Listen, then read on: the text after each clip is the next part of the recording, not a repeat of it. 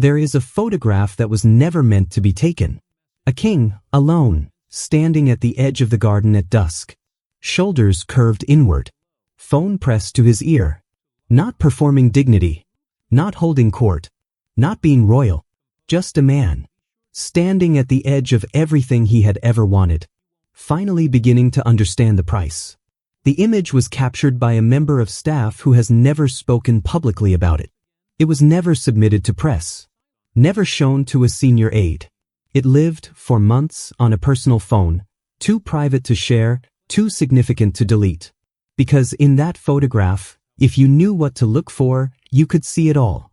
The weight, the isolation, the particular posture of a person who has just realized that the thing they spent their life reaching for has cost them everything they didn't know they were spending. What followed that moment, inside the walls of the most scrutinized institution in the world, was not just a scandal. It was a reckoning, decades in the making, arriving all at once, without warning, without mercy, and without any regard for the people standing in its path. At the center of it stood three people. A king who loved too completely and too blindly. A queen consort who reached for something the palace was never going to allow her to have. And a prince who had spent his entire life being quietly, carefully prepared for a moment he prayed would never arrive this way. This is what really happened. Not the version the palace released. Not the version the tabloids assembled from fragments and whispers. The version that only becomes visible when you place all the pieces together and look at what they form. It did not begin with a headline. It never does. It began the way the most dangerous things always begin, so quietly that the people closest to it dismissed it as noise. A cancelled appointment. A missing file. A trusted aide who stopped returning messages without explanation. For weeks, those inside the palace treated these as isolated incidents. Administrative friction. The ordinary disorder of an institution that runs on 10,000 moving parts. Nothing to see. Nothing to worry about. Move along. But institutions have a way of revealing their secrets not through dramatic exposés, but through the slow accumulation of small, unexplained absences. And those absences were accumulating. The moment the pattern became undeniable was not a headline. It was a dismissal. A senior archivist, a woman who had served the royal household for over 2 decades, who had catalogued the private correspondence of 2 monarchs, who had been trusted with documents that the public would never see, was let go. Without explanation. Without the customary farewell. Without the ceremony that her years of service had always been implicitly promised. She left the building carrying a single cardboard box. No one stopped her. No one said goodbye. The door closed behind her the way doors close in institutions when something has gone wrong that cannot be acknowledged. Quietly, efficiently, and with total finality. Within 72 hours, the files she had been responsible for were gone. Not transferred to another department. Not archived digitally. Not logged as moved. Simply gone. As if they had never existed. And in the specific shape of that absence, the outline of what was being hidden began to emerge. Because you don't erase a filing system unless the filing system contains something worth erasing. And you don't dismiss the person who built it unless she is the only one who knows what she built it to hold. Someone had decided that certain information could not be allowed to exist. The question the palace had failed to anticipate was this. Information erased is not information destroyed. It is information that becomes, in its very absence, a question that cannot be unasked. To understand why those files mattered, you need to understand who Camilla had become and how much work it had taken to become her. The years since her coronation as queen consort had been, by any reasonable measure, a quiet triumph of will and patience. She had arrived in the role burdened by one of the most formidable pieces of public baggage in modern British history. She was the woman the world had blamed for the unraveling of the most watched love story of the 20th century. The other woman, the villain of a fairy tale that had ended in a tunnel in Paris. She knew that. She had lived inside that reputation for decades. And rather than fight it, she had done something more sophisticated. She had built over it. Literacy campaigns. Domestic abuse advocacy. Causes that gave her a moral identity that stood entirely on its own, separate from Diana's shadow, separate from Charles's history, separate from the tabloid version of herself that had calcified into public consciousness over 30 years. And it had worked. Slowly. Imperfectly. But genuinely. There were people, real people, outside the palace, outside the media bubble, who had changed their minds about her, who had watched her work and concluded that the cartoon villain they had been sold did not fully match the person doing the work. That was no small thing. And she had earned it. But earning a place and trusting the place you have earned are two different things. And somewhere along the way, no one can identify the exact moment, Camilla had stopped waiting for the institution to fully accept her and had begun, quietly, to protect herself from the possibility that it never would. The encrypted correspondence that eventually surfaced would later suggest that she had maintained private communication with a figure the palace had spent years methodically erasing from its official history. A former diplomat. Someone whose name had been removed from royal records following an incident in the early 1990s that was never publicly explained, an incident that insiders described only in terms of what it had cost, never in terms of what it had involved.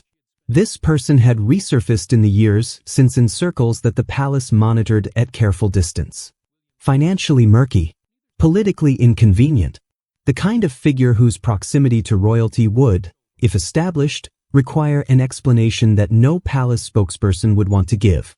The nature of Camilla's continued contact with this figure was never entirely clear. What was clear was that the contact had been ongoing, that it had been deliberately concealed, and that someone inside the palace's own communications infrastructure had eventually found it and brought it forward. The discovery landed in a restricted briefing document on a Tuesday morning. By Tuesday afternoon, Charles had been informed. By Tuesday evening, the silence that would define the next several weeks had already begun. When the information reached Charles, he did not react with anger. He reacted with something far more unsettling. He went quiet. Not the silence of a man who disbelieves. Not the silence of a man processing shock. The silence of a man who is recalculating. Running every memory through a new set of coordinates. Every private conversation re-examined. Every assurance reweighed. Every moment of trust now held against a different light, and not entirely recognizable in that light. Staff who saw him in the days that followed described a particular quality to his stillness. He would sit in his study for hours at a stretch. Not reading. Not writing. Not on the phone. Simply sitting, the way a person sits when they are inside a question too large to answer and too important to leave. One aide, speaking privately much later, said, "He looked like a man trying to remember which version of events was real." Outside those walls, the world had not yet caught up to what was happening inside them. But the signs were beginning to show. Camilla had missed an engagement, then a second, then a summit she had personally organized and publicly championed, an environmental initiative she had been building toward for 18 months. The official statement cited health concerns. The kind of language that says nothing while sounding like it says something. The press, which had spent years slowly and reluctantly extending a degree of respect to the Queen Consort, reversed course with the speed and appetite that only the smell of a fall can generate. Old photographs were retrieved and reframed. Former sources were called. Old wounds, never fully healed, only covered, were carefully, deliberately reopened. And with every new story, the palace's silence shifted in meaning. What had initially read as composure began to read as concealment. The vacuum of information pulled speculation into it with the force of a tide. And speculation, in a media ecosystem built on engagement, quickly hardens into the texture of fact. Charles appeared at 3 public engagements during this period. Those who saw him in person described a man present in body but absent in every other sense. He performed the function of kingship with the precision of someone going through motions they have repeated 10,000 times. But behind the eyes, those who knew him said, there was nobody home.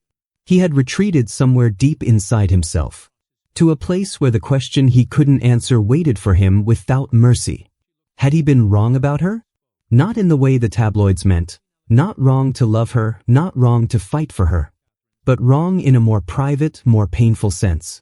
Wrong about who she was when no one was watching. Wrong about what she had done in the spaces he hadn't thought to look. That question, once it enters a mind, does not leave easily. It changes the texture of every memory it touches. And Charles, alone in his study at night, surrounded by portraits of ancestors who had faced their own private reckoning with power, was living inside that question with nowhere to put it down. William knew something was wrong before most of the senior staff did. He had learned, not from a course, not from an advisor, but from watching his mother navigate the same institution, to read the architecture of what was not being said. Diana had taught him that without meaning to. Every carefully worded non-denial she had ever issued. Every orchestrated joint appearance designed to overwrite a private truth. Every time the palace machine had been turned against someone who had become inconvenient, and she had been, near the end, deeply inconvenient, he had watched and learned the grammar of institutional self-protection. He recognized it now. The particular rhythm of managed silence. The way statements were phrased to neither confirm nor deny. The reappearance of old sources. The sudden amnesia of long-time loyalists. What he hadn't anticipated was how quickly it would pull him toward its center. The call from his father came late. Not late in the evening, late in the way that matters. Late in the way that means someone waited too long before reaching out, and by the time they did, the waiting itself had become part of the damage. Charles's voice was controlled. It was always controlled.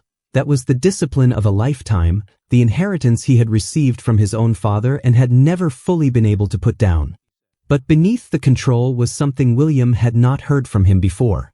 Not grief exactly. Not fear. Something quieter and more absolute than either. Exhaustion without a bottom to it. I need you. Not, I need to speak with you. Not, come when it's convenient. I need you. 3 words that, from a man who had spent 80 years treating need as a private matter, carried more weight than most people say in a lifetime. William arrived at the palace 2 hours later. What happened inside that meeting has never been officially disclosed. Those who were nearby described not words, but the quality of the air in the corridor outside, the particular weight of a space in which something irreversible is being decided. At one point, voices were raised. At another, there was a silence so dense it seemed to occupy physical space. When William left the room, a senior aide who passed him in the corridor said he looked not angry, not triumphant. He looked old, in the specific way that a person looks when they have just been handed something they cannot put down and have accepted, somewhere beneath consciousness, that they are going to be carrying it for the rest of their life. That night, alone, William thought about his mother. Not the public version. Not the people's princess. The private version. The one who used to sit beside him on the edge of his bed when the nightmares came and tell him, in her particular way of speaking truth sideways so it didn't frighten him, that the palace would try to turn him into a symbol, and that his only real job, the only thing that actually mattered, was to remain a person. She had warned him, in the indirect language she used for things that frightened her, about what the institution did to the people inside it. About how it bent everything, love, loyalty, truth, toward its own survival. About how you could find yourself, years in, doing things you hadn't intended and being things you hadn't chosen, because the gravity of the place was stronger than any individual intention. Don't let it make you into something you don't recognize, she had told him. He was 12. He had understood the words without fully grasping the weight behind them. He grasped it now. What the institution needed from him in this moment, and what it had needed from his father for the past 20 years, were the same thing. For the person inside the role to disappear. To let the function consume the human. To prioritize continuity over cost. Charles had done it. Had done it so completely that when the moment came to be a husband rather than a monarch, to stand beside the woman he had chosen, above protocol and expectation, and choose her back, the person capable of making that choice had been slowly, over decades, quietly institutionally erased. William had spent his entire adult life trying not to become that. And now he was being asked to step directly into the machinery that had made his father what he was. The question that kept him awake that night was not whether he could do it. It was whether he could do it and remain recognizable to himself. Whether leadership and selfhood were compatible inside these walls. Whether Diana had been right, not in the fearful sense, but in the honest one. He didn't have an answer. But by morning he had made his decision. Camilla, meanwhile, was living through her own particular form of collapse. People who encountered her in those weeks described a woman who was angry, visibly, barely contained. But beneath the anger was something harder to name. A grievance that ran deeper than the current crisis. As if the scandal had cracked open something that had been sealed for a very long time. She had never been fully welcomed. That much was quietly acknowledged by almost everyone who had spent significant time inside the palace during her tenure. Tolerated, yes. Integrated, functionally. But welcomed, in the warm, uncomplicated way that belonging feels when it is genuine, never. There had always been an asterisk beside her name in the institution's internal accounting. A footnote in the margin of every official occasion that read, "She is here, but the circumstances that brought her here are not forgotten." She had spent 20 years working against that footnote. Had built a public identity, a charitable record, a reputation for warmth and hard work that existed entirely on its own terms. And she had watched year by year as public opinion shifted, slowly, never completely, but perceptibly, in her direction. And now it was being dismantled. Not through a public confrontation. Not through a formal process. Through the quiet, efficient, untraceable method the palace had always preferred, erasure. Her name removed from schedules. Her aides reassigned without announcement. Her initiatives, things she had built with genuine effort and genuine care, quietly shelved. Deprioritized. Set aside indefinitely. She was being disappeared. And she was expected to allow it. She chose differently. The interview she gave, unsanctioned, unfiltered, arranged through channels the palace didn't know she still had access to, was not a calculated strategic move. It was the act of a woman who had concluded that she had nothing left to protect by staying quiet. She denied wrongdoing with a flatness that was more unnerving than indignation. She deflected specific allegations with the practiced calm of someone who had been managing public scrutiny for 30 years. But it was what she said about the institution itself, not in accusation, but in the weight of implication, that stopped the room. "I was never truly accepted," she said. "And they know why." 6 words. Loaded with everything that had never been said publicly. Everything that everyone inside those walls had always privately known and publicly denied. The interviewer didn't interrupt. The camera kept rolling. And the clip, within hours, had been seen by millions. Back in the palace, Charles watched the broadcast alone.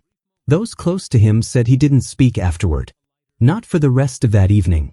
One aide, in an account shared much later, described seeing the king with tears on his face. An image so at odds with everything the institution had trained him to present that it landed like something sacred. Private grief accidentally witnessed.